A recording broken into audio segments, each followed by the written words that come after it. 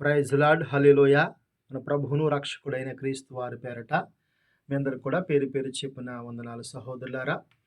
ఈ దినము వాక్య పరిచర్లో భాగముగా ప్రసంగి గ్రంథము 11 అధ్యాయము 8 వచనం చదువుకుందాం. ఒకడు చాలా సంవత్సరములు బ్రతికిన ఎడల చీకటి గల దినములు అనేకములు వచ్చినని ఎరిగియుండి తాను బ్రతుకు దినములన్నీయు సంతోషముగా ఉండవలెను. గమనించండి, ప్రసంగి గ్రంథములో సొలొమోను అనే మహాజ్ఞానము కలిగిన చాలా గొప్ప వ్యక్తి చెబుతున్న ఈ మాటలండి. ఎందుకంటే ఇక్కడ సొలొమోను అనే కంటే సొలొమోనుకి ఎంత జ్ఞానం ఇచ్చిన వారు, సొలొమోనుకి ఎంత గొప్ప తెలివితేటలు ఇచ్చిన వారు దేవాతి దేవుడు ఉన్నారు. ఆ దేవుడు సొలొమోను అనే ఒక రాజు గారికి ఎంత గొప్ప జ్ఞానాన్ని ఇచ్చారండి. పరిశుద్ధ గ్రంథాన్ని అంతా మనం పరిశీలించినప్పుడు ఆ పరిశుద్ధ గ్రంథంలో సొలొమోను గారు అంత జ్ఞానవంతుడు మనకి మరొకరు ఎవరు కనబడరండి ఈ భూమి మీద. తర్వాత అంతటా గొప్ప జ్ఞానవంతుడు మరొక వ్యక్తి మనుషుల్లో ఎవరు కనబడరు.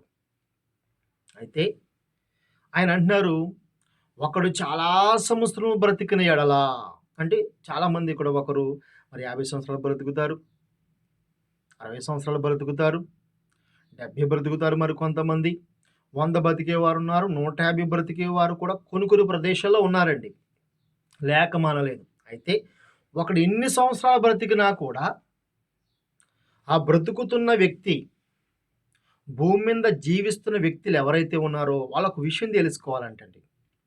ఏం తెలుసుకోవాలంటే వాళ్ళకు విషయం తెలుసుకోవాలంట. ఆ విషయం ఏమిటంటే అతడు చాలా సంవత్సరం బ్రతికిన ఎడల చీకట గల దినములు అనేకములు వచ్చినని ఎరిగి ఉండి. అంటే మనందరం కూడా ఒకటి తెలుసుకోవాలి. ఒకటి ఏంటంటే మనం ఎన్ని సంవత్సరాలు ఈ లోకంలో బ్రతికినా, డబ్బున్నా డబ్బు లేకపోయినా, ఒంట్లో బలమున్నా లేకపోయినా, బంధువర్గం ఉన్నా లేకపోయినా, ఈ లోకంలో చదువున్నా లేకపోయినా, నువ్వు ఎర్రగా ఉన్నా నలుపుగా ఉన్నా ఎలాగున్నా సరే మనం ఈ లోకంలో బ్రతుకుతున్నప్పుడంట మరి ఆ ప్రతి వ్యక్తికి కూడా ఇది ఈ చీకట గల దినములు అనేకములు రావటం అనేది ఇదేదో కొంతమందికి వచ్చేవి కాదండి. ప్రతి మనిషి, ఈ భూమి మీద పుట్టిన ప్రతి వ్యక్తి జీవితంలో చీకట గల దినములు అనేకములు వస్తాయండి. ఏంటంటమ్మా అనేకములు, అది 1, 2, 3 కాదండి. నువ్వు 50 సంవత్సరాలు బ్రతుకుతావా, 70 బ్రతుకుతావా, నువ్వెంతకాలం బ్రతికినా కూడా చీకటి గల దినములు అనేకములు వస్తాయని ఎవరు తెలుసుకోవాలి? ఫస్ట్ ఈ భూమి మీద పుట్టిన ప్రతి వ్యక్తి కూడా తెలుసుకోవాలి. కొంతమంది ఏమనుకుంటారంటే తెలుసుకోరు. కొంతమంది ఎట్లా ఆలోచిస్తారంటే నేను పేదవాడిగా ఉన్నాను కదా, నాకు ఈ కష్టాలు అనుకుంటారు. నాకు ఎవరు లేరు కదా, నాకే కష్టాలు అనుకుంటారు.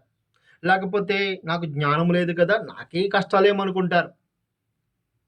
కానీ ప్రతి మనిషి అర్థం చేసుకోవాల్సింది ఏంటంటే ఈ భూమి మీద పుట్టిన ప్రతి వ్యక్తి కూడా వారి జీవితంలో ప్రతి వారండి, నేను మీరు మనందరం కూడా మనిషిగా పుట్టిన ప్రతి వ్యక్తి జీవితంలో కూడా చీకట గల దినములు అనేకములు వస్తాయి. ఎంతగా చీకట గల దినాలంటే మనం పగటాలు నిద్రపోతున్నాం, పగటాలు మెలుగుకుంటున్నాం కదండి, రాత్రి నిద్రపోతున్నాం. ఆ చీకట గల దినాలు అనుకుంటున్నారేంటి?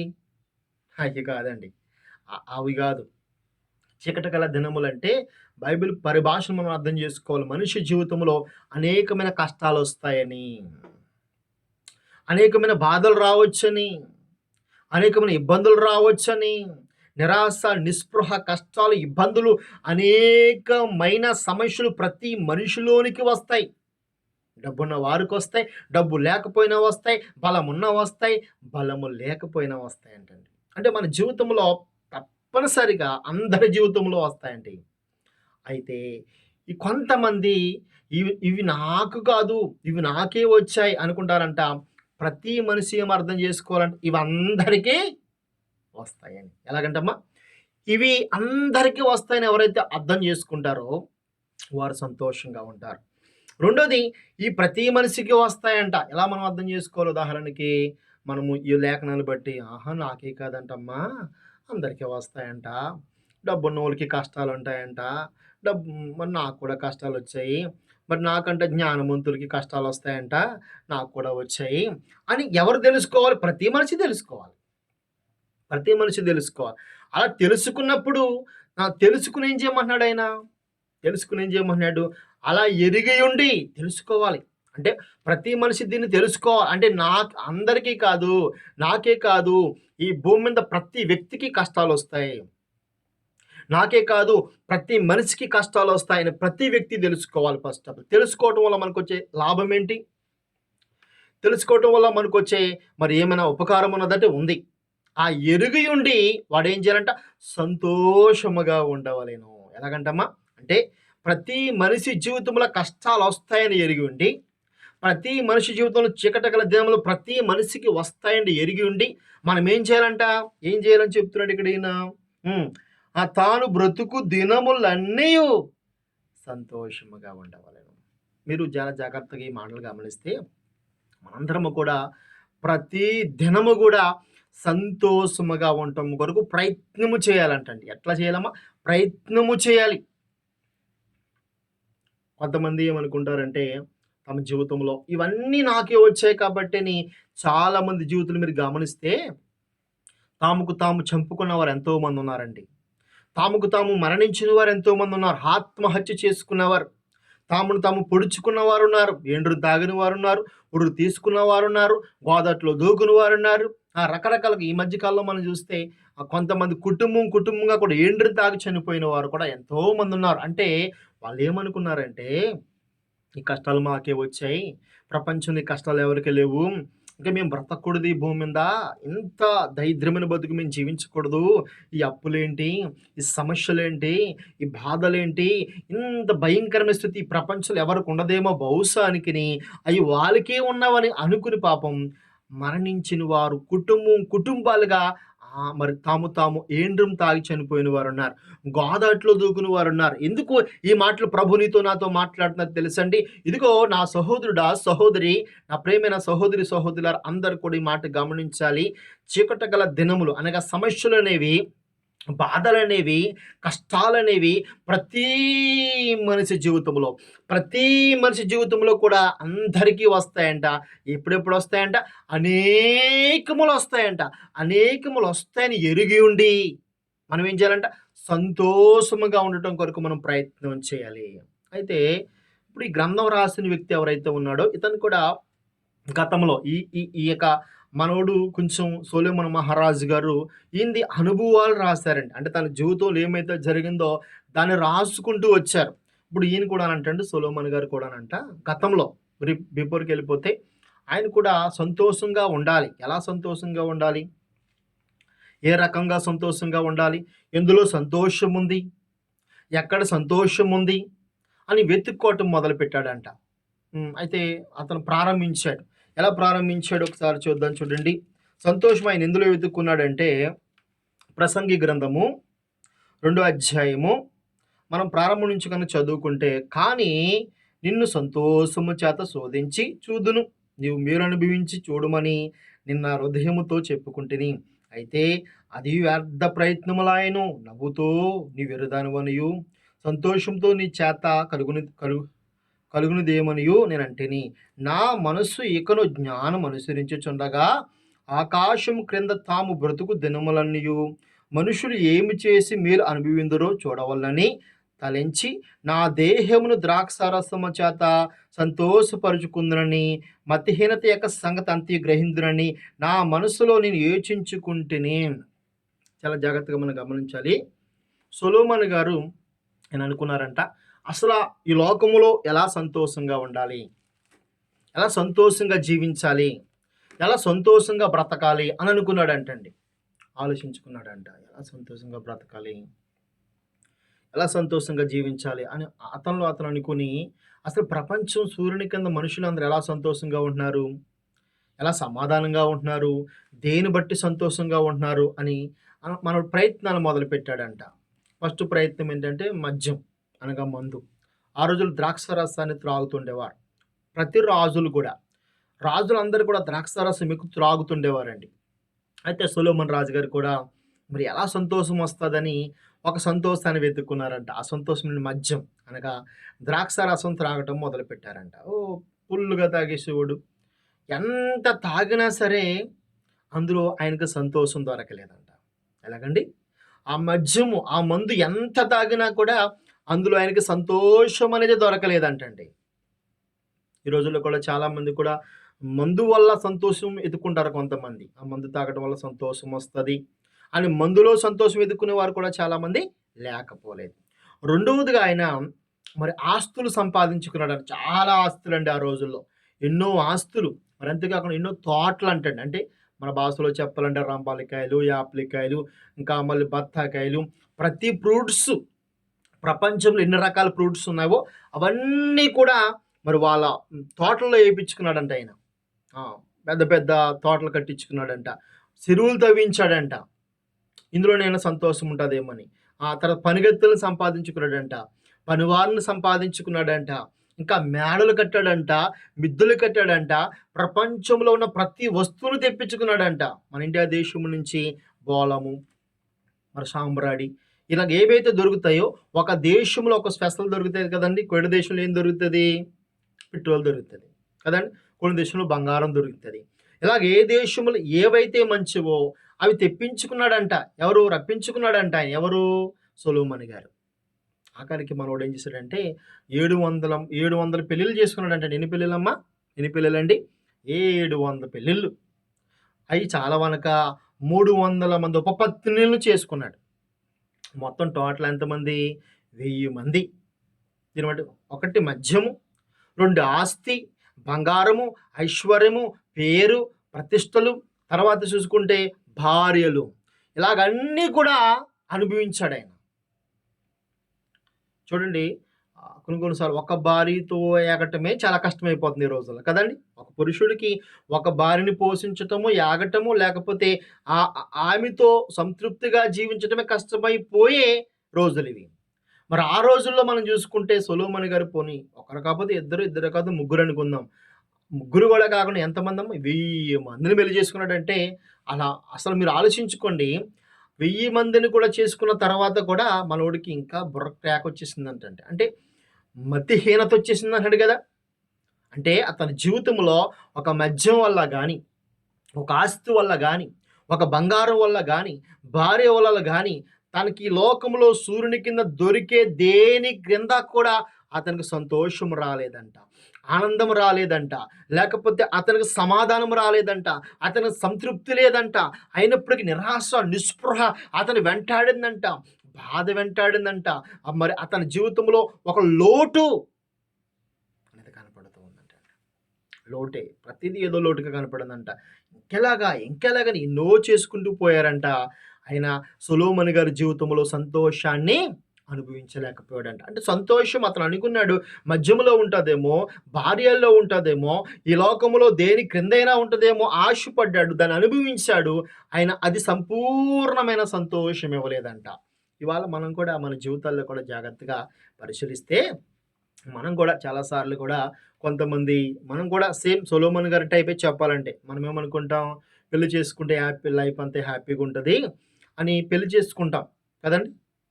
చేసుకున్న తర్వాత మరి వివాహం అయిపోయిన తర్వాత 1 సంవత్సరం 2 సంవత్సరాల దాకా కూడా ఎలా ఉంటుంది? అటు భార్యకి భర్తకు కానీ చాలా ఆనందం, చాలా సంతోషం. అబ్బా, ఎప్పుడెప్పుడు ఇంటికి వెళ్ళాలి, ఎప్పుడెప్పుడు భార్యని చూడాలి. ఆవిడేమనుకుంటుంది? నా భర్త ఎప్పుడు వస్తాడు. ఇలాగ ఒక 2 సంవత్సరాల దాకా మన మధ్యనున్న భార్య భర్తల మధ్యనున్న ప్రేమ అమోఘం కదండి. మరి ఎంతో ఇష్టమైపోతుంటాం. ఆ సంతోషం ఎంత సంతోషం అంటే, ఎంత ఆనందం అంటే అది అవధులు లేని ప్రేమ అయిపోతుంటుంది. అయితే 4-5 సంవత్సరాలు అయిపోయిన తర్వాత ఇంకెందుకులే 10 సంవత్సరాలు అయిపోయిన తర్వాత చూసుకుంటే ఎలా ఉంటుందండి? ఎవరికి తెలియని విషయము, చాలామంది తెలిసిన విషయమే కదా ఇది. 10 సంవత్సరాలు అయిపోయిన తర్వాత భార్య అంటది, ఏమంటది? భార్య ఏమంటది? నిన్ను చేసుకున్నాక నాకు సంతోషమే లేదంటది కదండి. నిన్ను చేసుకున్నాక నాకు సంతోషమే లేదంటది. భర్త ఏమంటాడు? నువ్వు నా కంటికే కనబడకంటాడు కదండి. అంటే అంతకుముందు సంతోషం ఉంది, కొంతకాలం సంతోషించారు. సంతోషించరని కాదండి, కొంతకాలమే సంతోషం. ఇప్పుడు భార్యను బట్టి భర్తకి, భర్తను బట్టి భార్యకి సంతోషం లేదు అని చెప్పట్లేదు. ఉంటుంది, ఉన్నా అది కొంతకాలమే. సొలొమోను గారి జీవితంలో అంతే అయింది. ఒక భార్యను చేసుకున్నాడు. ఆ భార్య దగ్గర కొంతకాలం సంతోషం ఉంది. తర్వాత ఆమె రివర్స్ చేయటం మొదలుపెట్టింది. ఈయన అనుకునే ఆలోచనలో ఆమె లేదు. కాబట్టి ఆమెను కాదని మరొక ఆమెను చేసుకున్నాడు. ఆమె కాదని మరొక ఆమెను చేసుకుని ఎవరిని చేసుకున్నా అదే కదండీ! ఎవరిని చేసుకున్నా ఆ యొక్క మనస్తత్వాలు మారుతాయా? మనుషుల యొక్క ఆలోచన విధానాలు మారుతాయి? మారవు. కాబట్టి తనకి ఇంక ఈ లోకములో 1000 మందిని చేసుకున్నా కూడా ఆ భార్య ద్వారా పరిపూర్ణమైన సంతోషము అంటే దేవుడి నుంచొచ్చే సంతోషంతో పోల్చుకుంటే ఈ భార్య నుంచొచ్చే సంతోషము కలగలేదండి అతనికి. లోకంలో దేని ద్వారా కలగలేదు. మన జీవితంలో కూడా అంతే. మనం కూడా చాలా సార్లు సంతోషంగా ఉండాలనుకుంటాం. ఆనందంగా ఉండాలనుకుంటాం. డబ్బు ద్వారా ఆనందంగా ఉండాలనుకుంటాం. భార్య ద్వారా ఆనందంగా ఉండాలనుకుంటాం. భర్త ద్వారా ఆనందంగా ఉండాలనుకుంటాం. కదండీ! తర్వాత మనం ఇంకెలాగనుకుంటాం. మద్యం ద్వారా ఆనందంగా ఉండాలనుకుంటాం. తిండి ద్వారా ఆనందంగా ఉండాలనుకుంటాం. ఇలాగ ఎన్నో భూ సంబంధమైన వాటి మీద ఎన్నో అనుకుంటాం. కానీ బైబిల్ చెప్తుంది ఈ భూమి మీద ఉన్న దేని ద్వారా కూడా మనిషికి ఆనందమే రాదంటండి. ఒకసారి మనం చూద్దాం చూడండి. 2 అధ్యాయం 24 వచనం చూద్దాం చూడండి. ఆయన సొలొమోను గారు అంటున్నాడు, అన్నపానములు పుచ్చుకుంటు కంటేను తన కష్టార్జితము చేత సుఖపడుట కంటేను నరునికి మేలుకరమైనది ఏదియో లేదు. ఇదియును దేవుని వల్ల కలుగునని నేను తెలుసుకుంటేనే. ఆయన సెలవు లేక భోజనం చేసి సంతోషించుట ఎవరికి సాధ్యము? ఎలయనగా దైవ దృష్టికి మంచివాడుగా నుండువానికి దేవుడు జ్ఞానమును, తెలివిని, ఆనందమును అనుగ్రహించెను. గమనించండి, ఇక్కడ మనకు సంతోషాన్ని, ఆనందాన్ని ఎవరివ్వాలంటమ్మా? దేవుడివ్వాలండి. దేవుడివ్వాలి. మనకి సంతోషాన్ని, మనకు ఆనందాన్ని దేవుడు ద్వారా రావాలి తప్ప ఈ లోకములో మద్యము ద్వారానో, మనుషుల ద్వారానో, ధనము ద్వారానో, ఈ క్షయమైపోయి ఏ వస్తువుల ద్వారా కూడా మనిషి సంపూర్ణంగా ఆనందంగా ఉండలేడు. ఉంటారండి? మనం మద్యం తాగిన వాళ్ళని చూస్తాం. మద్యం తాగిన వాళ్ళు మనం చూసినట్లయితే రాత్రి అంతా కూడా చాలా సంతోషం, ఆనందం కదండి. ఆనందము, సంతోషము. ప్రొద్దుటయ్యేసరికి ఎలాగైపోతారు కదా. మాట రాదు. మరలా క్వార్టర్ ఇస్తే తప్ప, మరలా మందు తాగితే తప్ప అతను ఒకసారి రాదు కదండి. కాబట్టి ఈ లోకంలో ప్రతి మనిషి జీవితంలో మనం పరిశీలిస్తే దేని ద్వారా కూడా మనిషి సంపూర్ణంగా ఆనందంగా ఉండలేడు, సంపూర్ణంగా సంతోషంగా ఉండలేడు. అయితే మరి సొలొమోను గారు అంటున్నారు, మనిషి జీవితంలో చీకటి దినములు అనేకములు వచ్చని ఎరిగి ఉండి అతను ఎలా ఉండాలి? సంతోషముగా ఉండాలి. ఎక్కడుంది సంతోషం? ఎవరి ద్వారా సంతోషం వస్తుంది? మరి మనిషికి ఎవరి ద్వారా సంతోషం లేదు కదండి. ఉందా? మనిషికి ఎవరి ద్వారా కూడా సంతోషం లేదంట. ఎవరి ద్వారా ఆనందం లేదంట. ఎవరి ద్వారా ఈ లోకంలో సంపూర్ణమైన సంతోషం, ఆనందము దొరకక ఎంతోమంది తమ జీవితం తమను పొడుచుకున్న వారు ఉన్నారు, తమకు తాము చంపుకున్న వారు ఉన్నారు. అయితే ఒక సంతోషము, ఒక ఆనందము ఉండాలి మనందరం కూడా. అది ఎలా వస్తుందంటే ఇక్కడ లేఖనము చెప్పుచున్నది. ఎవరిస్తారంటే ఫస్ట్ ఒకటి మనం గమనించాలి. అన్నపానములు పుచ్చుకున్నట్టు కంటే, అంటే మన జీవితంలో 3 పూట్ల ఆహారం ఉందా? వస్త్రాలు కట్టుకుంటున్నామా? మనం కష్టపడిన కష్టాన్ని మనం అనుభవిస్తున్నామా? అది ఎవరి వల్ల కలుగుతుందంటమ్మా? అది దేవుని వల్ల కలుగునని నేను తెలుసుకుంటేని. చాలామంది సంపాదిస్తారండి, ఎంతో కష్టపడి సంపాదిస్తారు, బోల్డ్ డబ్బులు సంపాదిస్తారు. అయితే ఆ ధనము ఎవరెవరి పాలైపోతుంటుంది. అది వాళ్ళకి ఉండదండి. చాలామంది మీరు గమనించండి, చాలామంది కష్టపడతారు కానీ వాళ్ళు తినడానికి ఉండదు, ఆరోగ్యం సరి ఉండదు. దీన్ని బట్టి మనకి ఏమర్థమవుతుంది? ఒక మనిషి తన కష్టార్జితాన్ని తిని, తన కష్టార్జితాన్ని సంపాదించుకుని అది వారు తినటం అనేది, 3 పూట్ల ఆహారం తినటం అనేది కూడా అది దేవుడు కలగజేస్తే తప్ప అది మనిషి వల్ల కూడా కాదు. మనిషి డబ్బు సంపాదించగలుగుతాడు, మనిషి పని సంపాదించగలుగుతాడు, మనిషి పని చేయగలుగుతాడు, మనిషి డబ్బు సంపాదించగలుగుతాడు, మనిషి ఆహారం కూడా సంపాదించుకోగలుగుతాడు తప్ప అది తినాలన్నా, అరగాలన్నా, ఆరోగ్యముగా మారాలన్నా అది దేవుడు ఇవ్వాలంట. ఈ దేవుడి యొక్క ధర్మశాస్త్రము చెబుతున్న మాటలు, దేవుని వాక్యం చెబుతున్న మాటలు ఇవన్నీ కూడా. రెండోది కిందకి అన్నాడు, అది దేవుడు అనుగ్రహిస్తే తప్ప నీకు నాకు రాదు. అంటే ఆ ఆహారము తినాలన్నా, ఆరోగ్యంగా ఉండాలన్నా అది దేవుడు ఇవ్వాలి తప్ప అది లోకములో నుండి వచ్చేది కాదు. ఇది కూడా మనిషి తెలుసుకోవాలి. కిందకి చక్కటి లేఖనం ఏం చెప్తున్నదంటే, ఆయన సెలవు లేక భోజనము చేసి సంతోషించుట ఎవరికి సాధ్యము?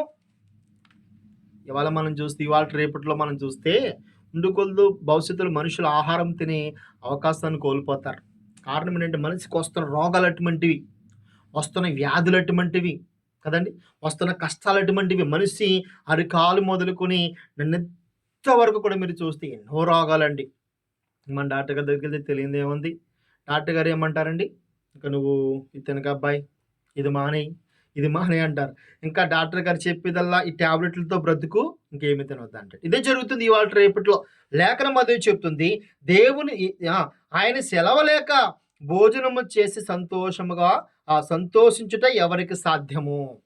మరి 3 పూటలు భోంచేసి సంతోషించుట, అది అది మన వల్ల అయ్యే పని కాదు. ఒకవేళ కొంతమంది ఉంటున్నారు ఎలాగుంటున్నారు, డబ్బు సంపాదించుకుని, మద్యము కొనుక్కుని, తిని త్రాగి సంతోషించిన వారు ఉన్నారు. డబ్బు సంపాదించి 3 పూటలు తిన్నవారు కూడా ఉన్నారు, లేరని నేను అనట్లేదు. కానీ ఇది ఎంతకాలము? దేవుడి సెలవు లేకుండా కొంతకాలమే. దేవుడి సెలవు లేకపోతే కొంతకాలమే మనం సంతోషంగా ఉండగలుగుతాం, కొంతకాలమే ఆనందంగా ఉండగలుగుతాం. కానీ దేవుని సెలవు ఉంటే గనక మనం ఎప్పుడు ఆనందంగా ఉండగలుగుతాం, ఎప్పుడు సంతోషంగా ఉండగలుగుతాం. ఇంకొక చిన్న మాట ఆయన చెప్పాడు, ఏలయనగా దైవ దృష్టికి మంచివాడిగా ఉండువానికి దేవుడు జ్ఞానమును, తెలివిని, ఆనందమును అనుగ్రహించును. ఎన్నిస్తాడైనా? జ్ఞానమిస్తాడు, తెలివిస్తాడు, ఆనందమిస్తాడు. ఎవరికిస్తాడు? దైవ దృష్టికి మంచివాడిగా బ్రతికిన వాడికి. అంటే మనం ఇప్పుడు ఎవరికి నచ్చాలి? దేవునికి నచ్చాలి. మన ఆలోచన దేవునికి నచ్చాలి, మన బ్రతుకు దేవునికి నచ్చాలి, మన జీవితం దేవునికి నచ్చాలి. మనం చేసే ప్రతి పని కూడా దేవునికి అంగీకారంగా ఉందా లేదా? మనం చేసే ఏ పని చేసినా సరే అంటే ఇది దేవునికి అంగీకారంగా ఉందా లేదా? దేవునికి నచ్చుతుందా లేదా? మనం ఎన్నో పనులు చేస్తామండి. ఉదయం లెగిసిన కాడ నుంచి రాత్రి వరకు కూడా ఎన్నో పనులు మనం చేస్తాం. అయితే చేసిన పనులన్నిటిలో మనం పరిశీలించుకుంటే ఏ పని దేవునికి నచ్చుతుంది, ఏ పని ద్వారా దేవునికి అంగీకారంగా ఉన్నాం మనము? మరి ఆదికాండంలో నోవాహు గారిని అంటాడు, నోవాహు, ఈ దినములలో నీవే నా ఎదుట నీతిపరుడిగా ఉన్నావు. నీ కార్యాలు బాగున్నాయి, నీ ఆలోచన విధానం బాగుంది, నీ తలంపులు బాగున్నాయి, నీ ఉద్దేశాలు బాగున్నాయి అని ఎవరిని అంటున్నారు? నోవాహు గారిని అంటున్నాడు. అంటే ఆ దినాల్లో నీతిపరుడుగాను దేవునికి ఇష్టడిగా బ్రతికిన వ్యక్తి ఎవరంటే నోవాహు. మరి ఆయనతో పాటు చాలా జనాంగం ఉన్నారు ఆ రోజుల్లో రండి, ఎంతోమంది ఉన్నారు. వాళ్ళు కూడా తినుచు, త్రాగుచు, పెండ్లాడుచు, అనేక విధాలుగా సంతోషంగా బ్రతుకుదామని దేవుణ్ణి పక్కకెట్టేసి బ్రతుకునే వాళ్ళు బతికారండి. కొంతకాలం చాలా సంతోషంగా ఉన్నారు, కొంతకాలం చాలా ఆనందంగా ఉన్నారు, కొంతకాలం చాలా ఎంజాయ్ చేశారు. అది కొంతకాలమే. దేవుడు చూశాడు మారుతారేమో, మారలేదు వాళ్ళు. అయితే నోవాహు గారు కూడా అదే దేశంలో బ్రతికాడు. ఆయన మాత్రం తింటున్నాడు, ఆయన కూడా తింటున్నాడు, భార్యతో ఉంటున్నాడు, పిల్లల్ని పెంచుకున్నాడు. కానీ దేవునికి అంగీకారంగా బ్రతుకుతున్నాడు, దేవునికి అంగీకారంగా జీవిస్తున్నాడు, దేవునికి ఇష్టడిగా బ్రతుకుతున్నాడు. కాబట్టి ఆ దినంలో దేవునికి నచ్చని ప్రజల మీద ఉగ్రత వచ్చి ఆ రోజుల్లో ఏమైపోయారంటండి, మరి యొక్క జలప్రలయంలో కొట్టుకుపోయారంట. నోవాహు వారి కుటుంబం మాత్రం ఓడలో భద్రపరచబడ్డారు. మళ్ళీ వారి ద్వారా ప్రపంచమంతా వచ్చింది. ఇవాళ మనము ఆ సంతానమే. అయితే ఈ దినాన నీవు నేను కూడా మరి ఎవరైతే దేవునికి అంగీకారంగా బ్రతుకుతామో, ఎవరికి దేవునికి ఇష్టలుగా జీవిస్తామో, ఎవరికి దేవునికి అంగీకారంగా బ్రతికి ఇష్టమైన వారుగా, అంటే మనం చేసే ప్రతి పని కూడా ఇంచుమించులో ఒక 10 పనులు రోజువారీలో మనం చేస్తే అందులో 5 పనులైనా సరే దేవునికి అంగీకారంగా ఉండాలి. అంటే దేవుని చిత్త ప్రకారంగా మనం చేయాలి. అంటే దేవుని చిత్త ప్రకారం దేవునికి మహిమ వస్తుంది ఆ పనుల ద్వారా, దేవుడు ఇష్టపడుతున్నాడు ఆ పనుల ద్వారా. ఆ నీతి వల్ల, ఆ నిజాతి వల్ల దేవుడికి ఆనందము, దేవునికి సంతోషం, దేవునికి మహిమ వస్తుందా అని గమనించాలి. అలా ఎవరైతే చేస్తారో వారికి జ్ఞానం ఇస్తాడంట, వారికి తెలివిస్తాడంట, వారికి ఆనందాన్ని ఇస్తాడంట. ఈ ఆనందము కొనుక్కుంటే వచ్చేది కాదు, ఈ సంతోషము కొనుక్కుంటే వచ్చేది కాదు, ఈ ఆనందం, ఈ సంతోషం కొనుక్కుంటే వచ్చేది కాదు, కానీ అది దేవుని వల్లే వస్తూ ఉంటుందంటండి. ఫిలిప్పీయులకు రాసిన పత్రిక 4వ అధ్యాయంలో ఒక చక్కటి మాట చదువుకుందాం. ఫిలిప్పీయులకు రాసిన పత్రిక 4వ అధ్యాయం 4వ వచనం.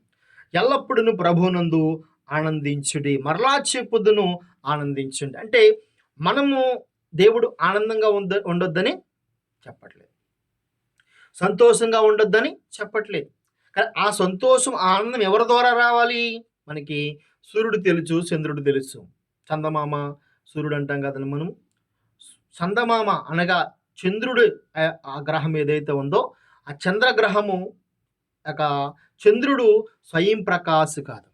అంటే చంద్రుడు స్వయంగా ప్రకాశించలేడు. మనం చూస్తాం కొన్నిసార్లు నైట్‌కి ఎళ్ళినప్పుడు చందమామ రావే జాబిలి రావని పాట పాడతాం కదా పిల్లలకి.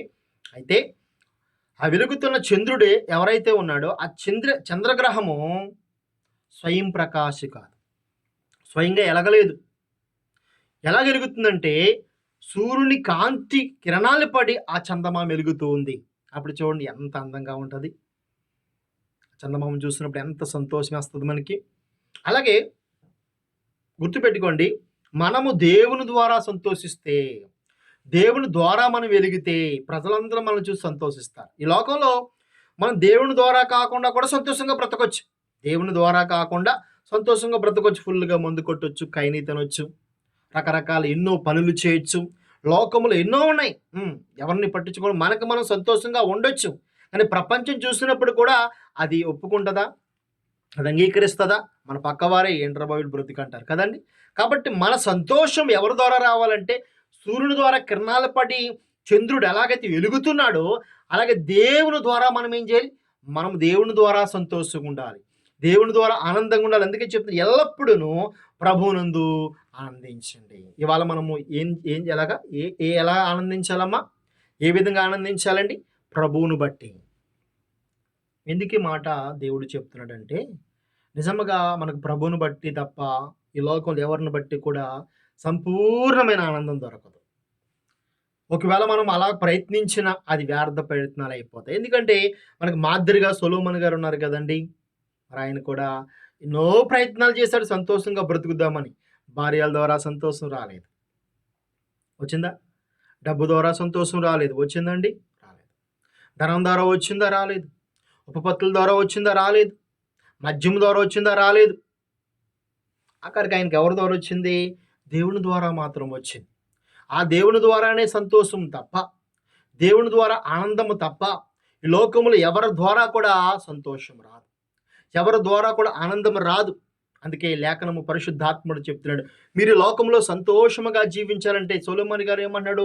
ఒకడు చాలా సంవత్సరము బ్రతికిన ఎడల చిక్కడగల దినాలు అనేకమని వస్తాయి, అనేకమైన సమస్యలు వస్తాయి, అనేకమైన బాధలు వస్తాయి అని ఎరుగుంటే అతను సంతోషముగా ఉండవలను.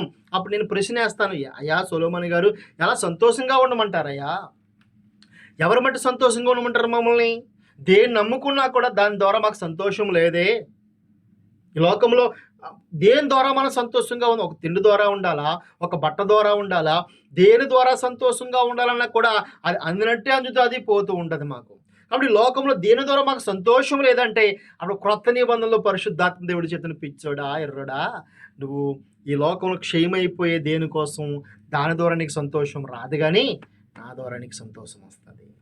అందుకు నన్ను బట్టి నువ్వు సంతోషంగా ఉండి, ప్రభువును బట్టి నువ్వు సంతోషంగా ఉండు, ప్రభువును బట్టి ఆనందంగా ఉండు, ప్రభువును బట్టి దేవుని స్తుతించు. మనకు ప్రభువును బట్టి ఆనందము కానీ, ప్రభువును బట్టి సంతోషము కానీ, ప్రభువును బట్టి సంపూర్ణమైన ఆనందము, సంపూర్ణమైన సంతోషం మనకు లభిస్తుంది. కానీ ఈ లోకంలో ఎవరి ద్వారా సంతోషం దొరకదండి. ఒకవేళ ఎవరి ద్వారా మీకు సంతోషం దొరికినా అది కొద్ది కాలం మాత్రమే ఉంటుంది, కొద్ది కాలమే. కాకపోతే మీరు రాసుకోండి, డేట్ రాసుకోండి. ఇదిగో పాస్టర్ గారు ఎలా చెప్పాడు అని డేట్ వేసుకో. నువ్వు ఎవరి ద్వారా సంతోషాన్ని అనుభవిస్తున్నావో, ఎవరి ద్వారా ఆనందాన్ని అనుభవిస్తున్నావో ఆ ఆనందము, సంతోషము అది కొద్ది కాలమే ఉంటుందండి. కానీ ప్రభు నువ్వు వశము చేసుకుంటే, ప్రభు చిత్త ప్రకారంగా నువ్వు బ్రతుకుతే, ప్రభు అంగీకారంగా నువ్వు బ్రతుకుతే, ప్రభు ఇష్టడిగా నువ్వు జీవిస్తే ఆయన సంపూర్ణమైన సంతోషం ఇస్తాడు, సంపూర్ణమైన ఆనందాన్ని ఇస్తాడు, సంపూర్ణమైన జ్ఞానము, తెలివి, ఆనందాన్ని ఇచ్చేవాడు దేవుడు. అయితే ఇక్కడ ఒక క్లారిటీ నేను ఇవ్వాలండి. ఇలా చెప్పాను కదా అని మీరు అవునంటే ఎవరి ద్వారా సంతోషం దొరకదంట, ఎవరి ద్వారా ఆనందం ఉండదంట అని భార్యను విడిచిపెట్టేయాలని కాదు, భర్తను విడిచిపెట్టేయాలని కాదు, స్నేహితుల్ని బంధువులతో స్నేహంగా ఉండొద్దని కాదండి. వారి ద్వారా సంతోషం వస్తుందని కూడా అమాయకత్వం. అయితే ఇక్కడ నేను చెప్తున్నాను, అయితే అందరితో మనం సమాధానముగా ఉండాలి, అందరితో మనం సంతోషము, అదే చెప్తున్నాడు కదా ఇక్కడ, ఎల్లప్పుడూ ప్రభువునందు సంతోషంగా అంటే మనకు ప్రభు బట్టి ఆనందం రావాలి తప్ప ఈ లోకంలో ఎవరు బట్టి మనకు ఆనందం రాకూడదు. అయితే మనము అందరితో ఆనందంగా ఉండాలి. అందరితో సంతోషంగా ఉండాలి, అందరితో సమాధానముగా ఉండాలి. రోమిలికి రాసిన పత్రిక ఒక మాట చెప్పి నేను ముగిస్తాను. రోమిలికి రాసిన పత్రిక 12వ అధ్యాయము 12వ వచనం.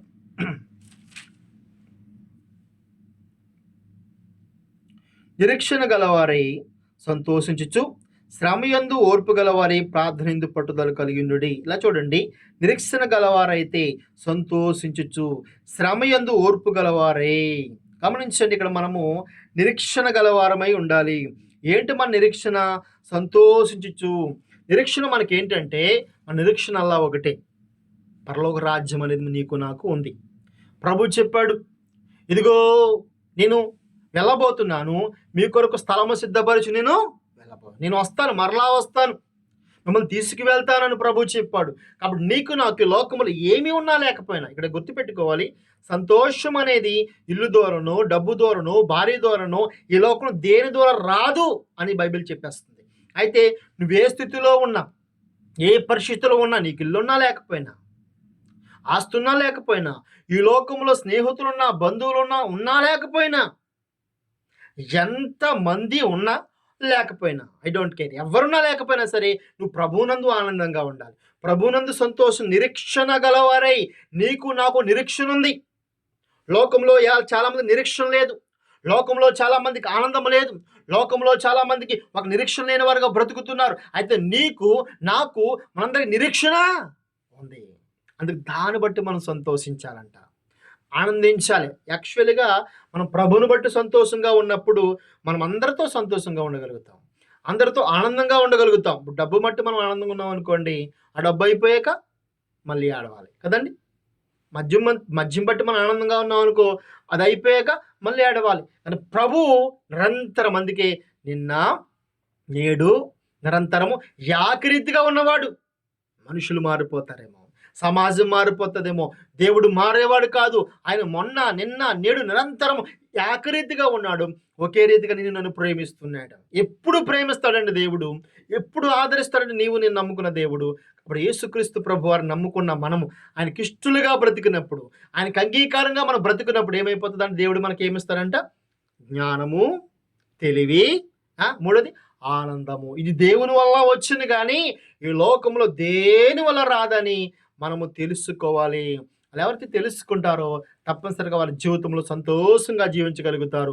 ప్రార్థన. పరిశుద్ధుడా, మహోన్నతమైన మా తండ్రి, ఇంతవరకు ఈ లేఖనాలు మేమందరం విని ఉన్నాం, ధ్యానించుకున్నాం ప్రభువా.